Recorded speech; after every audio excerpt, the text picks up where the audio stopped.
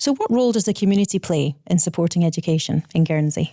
So I think the superpower of Guernsey is our ability to collaborate, what we call social capital, and it is just extraordinary here. So let me give a few examples. So the first thing is we knew as a school that this change of AI and technology was coming, and that the skills our young people are going to need are going to be radically different to the skills that their grandparents and parents needed. And we think that schools have often in the UK become quite isolated places, very inward looking, sort of surrounded by figurative and literal walls. And what we wanted to do was fray the edges of those walls.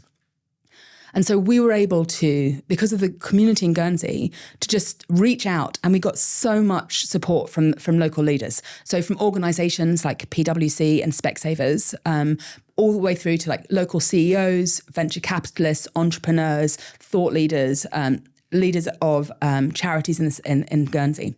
And all of them were willing not just to have one meeting with me, but to join a group of what we call Pathways Partners who meet regularly and have helped us build a curriculum. But then in addition, to come in and work with students, to set them authentic problems, to give them mentoring opportunities, interning opportunities, to come in and help assess them.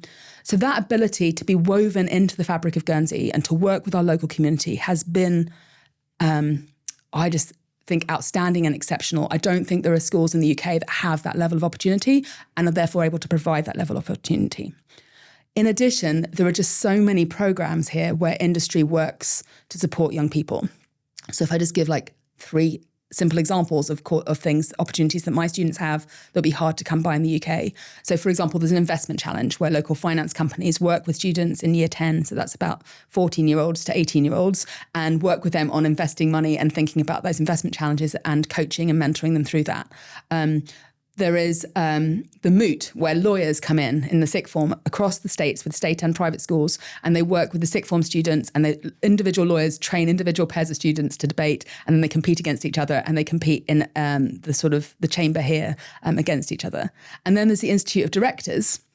And obviously that organisation, the IOD, exists in other countries, but it has an exceptional opportunity here that isn't available in the UK, where leaders and CEOs will match with sixth form students, and the sixth formers will shadow CEOs for a number of days, and then they will present, and then they will be assessed by panels of business people, and then they'll present to all the wider community on their understanding of leadership.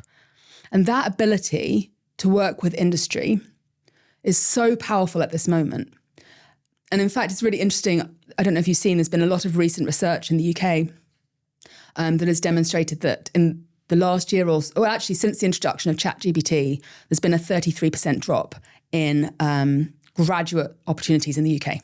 And in the US, I literally was listening to research this morning that demonstrated there's been a 50% increase in unemployment compared to the general population in young graduates because of the impact of AI.